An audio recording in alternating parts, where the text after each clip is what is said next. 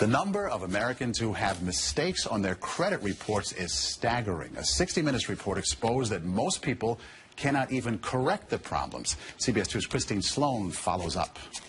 Meg Pasternak says a mistake on her credit report nearly destroyed her credit. We had to present so much documentation to say this wasn't ours, and then we still had to pay something to get rid of it. Pasternak says it took months to resolve the problem. You feel kind of helpless because they got you under the gun if you need to get a new car or a house or for anything. Pasternak is not alone in her frustration. A new government study finds up to 40 million Americans have mistakes on their credit reports. But an investigation by Steve Croft on 60 Minutes finds most people get nowhere trying to correct an error. Ohio's Attorney General tells Croft that is a clear violation of a federal law. The federal law says that if you believe that there is a mistake, you can go to them and they have an obligation to do a reasonable investigation.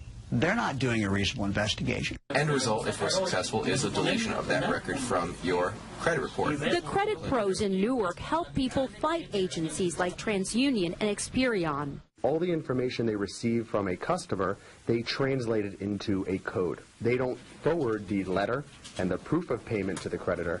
They just forward the 3-digit code. So the best way to protect yourself? Go directly to the creditor rather than going to the credit bureau themselves. Another good habit to get into, check your credit report periodically to make sure there are no changes.